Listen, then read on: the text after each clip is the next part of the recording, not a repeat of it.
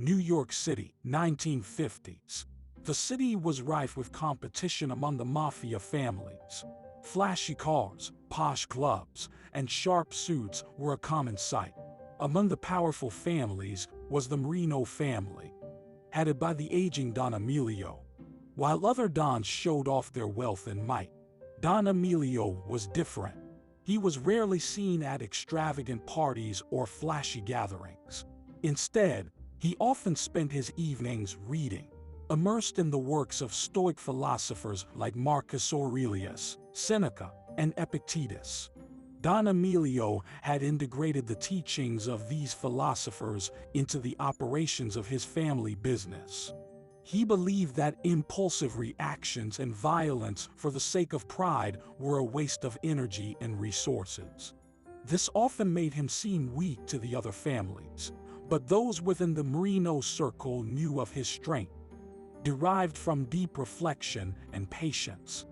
But patience, in a world dominated by power and greed, could easily be mistaken for weakness. Don Ricci, a young and ambitious head of a rival mafia family, saw an opportunity.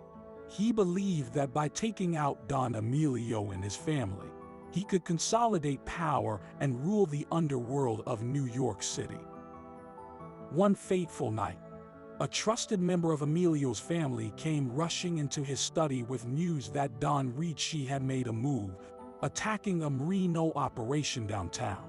It was a clear message, but Emilio, in his usual calm demeanor, merely looked up from his book and asked, "Is everyone safe?"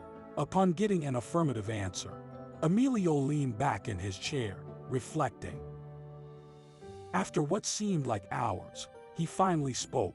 "Invite Don Ricci for a meeting." The invitation was delivered, and to everyone's surprise, Don Ricci accepted. The meeting was set in Emilio's grand library, filled with books from floor to ceiling. As Ricci entered, he was struck by the calm atmosphere. He had expected to be met with aggression or at least a show of force. But instead, Emilio, sitting in his armchair, gestured for Ricci to sit opposite him. "Why have you attacked us?" Emilio began. "It's business, old man," Ricci smirked. "Survival of the fittest." Emilio nodded. "I understand the desire for power, Ricci, but I wonder if you truly understand the cost. Have you ever read Seneca or Epictetus?" Ricci, taken aback, scoffed. "Books? Is this what you want to talk about?" Over the next hour, Emilio spoke to Ricci about the Stoic teachings, about how the desire for power, if not kept in check, could lead to one's downfall, about the importance of understanding one's perception and the dangers of acting on impulse. Emilio emphasized that true power lay not in controlling others, but in controlling oneself.